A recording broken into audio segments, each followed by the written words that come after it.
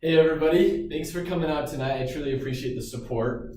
Tonight I'm going to talk to you about a pretty big epidemic that we see in today's society that not much of us think about, but it's continually getting published and promoted for us to think more about. But before I start, I want you guys to visualize something real quick. I have a question for you, and I want you to think about it for a sec, okay? How many of you have been on a super nice, fabulous, warm beach where the sand is perfect, it's clean, it's hot, you feel good, you're enjoying yourself? How many of you have had an experience like that? Yeah, I think most of us can say that we've had that opportunity to go out on the beach and to see these things, and we see how beautiful it truly is. Well, today I want to talk to you about an epidemic where it's affecting not only our beaches, not only the ocean itself, but our world combined, how we breathe, how we react, what we do, how we do it, and what we're coming in contact with. And this is primarily plastic and how we are distributing plastic throughout the nations, how we are getting rid of our waste. Now, most of us think we use plastic, go to the grocery store and we say, I want plastic instead of paper because it's easier to carry out. Well, statistics shows 100 billion plastic bags are used each year in the United States. Now, this is a lot of plastic that we use and then we get rid of. And we use it primarily, and I am one to say that I've used it, but we use it primarily because it's easier than paper. It's thin, it's cheap, it does the job, you can crumble it up and get rid of it, it takes little to no space. Plastic just seems like the easier option. Well, let's think about how plastic is literally affecting our lives, and not only our lives, but the lives we share this wonderful world with, the animals. Now, there's a story, a pretty fascinating story, that happened in Mumbai, India, and it was led by a lawyer named Afroz Shah.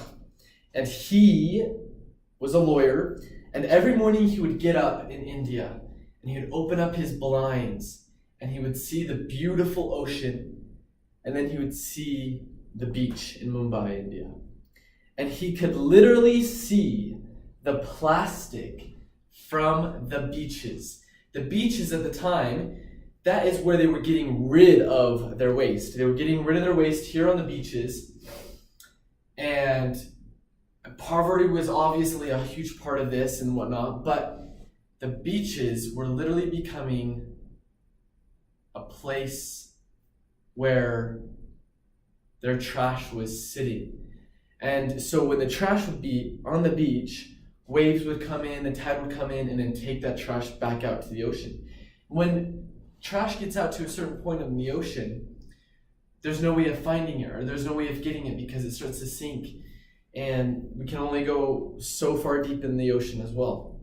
So this man, Afroz, he thought of a way of changing it. So one day, one man, he gets up and he gets his gloves on and he goes out to his beach in his homeland, India, and he starts picking it up. He has his bucket, he starts picking the trash up one by one. And granted, let me tell you, this is a fact by him himself, but there were 9,000 tons of plastic on this beach. 9,000 tons of plastic on this beach. Let that settle in. Now think about the moment when you were at your own beach or on your own vacation and your own personal activity on the beach. Think about having that plus 9,000 tons of trash right there. It's unenjoyable, it's ugly, and it's devastating to the ecosystem and to the animals that were there. So this man, he goes out, he starts picking up the trash by himself, and he would go home, throw it away. He would find a distributor that would get it away from the beach. Soon, over a period of 49 weeks until most of the trash was gone. But it took one man. He went out there, picked it up, left. 3 people came out, helped him, picked up more trash, left. 4, 5, 6.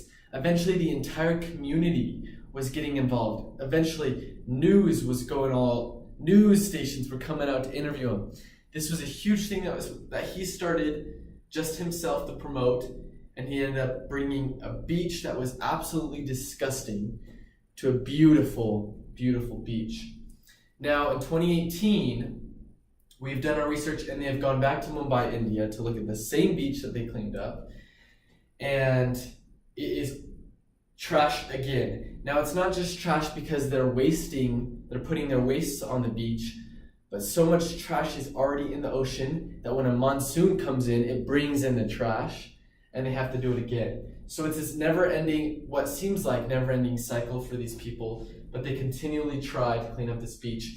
And it was named by the United Nations the world's largest beach cleanup ever in history, humankind history.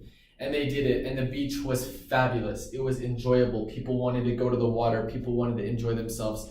And not only that, not only did it benefit us or them in India, but it benefited the animals and the mammals that were living in the ocean and outside of the ocean. Now, let's think about this. So much plastic was in just this nation. How much plastic in the ocean today because of all the nations? And I did my research on Seekers of Oceans. They did a study where they would send out people into the ocean in 9 different countries around the Atlantic and around the Pacific. And they would fly over the oceans, and they would scan them, and they would boat over the oceans, and they would scan them, and they would find these plastics, and they did this evaluation, and they came up, now this is a theory, we don't know exactly, but they came up with this number of 315 billion tons of plastic in the ocean. Now, Mumbai, India only had 9,000 tons on just that one beach. Think about 315 billion tons of plastic in the ocean. This is in the ocean that is not yet cleaned up. And this might seem like a huge number. Like, how can we get out of this? How can we figure this out? How can we change what we're doing as a society? But I have a solution. In fact, I have a solution where you can start today. And that's, you go to the store and they say paper or plastic, you say paper. Because paper is biodegradable and you can change it. You can light it on fire, chemicals won't evaporate into the air, it'll be fine. We can recycle paper easier than plastic. Now, if you have plastic, figure out a system to recycle it. Recycle it with the correct companies, recycle it correctly, and then tell your friends and family about it. And not only, if you see any kind of littering, if you see plastic or if you see paper or anything on the ground, be that one person, be that Afroz Shah who went out by himself and decided to go do something, and a couple people saw him, followed him until an entire nation was behind his back.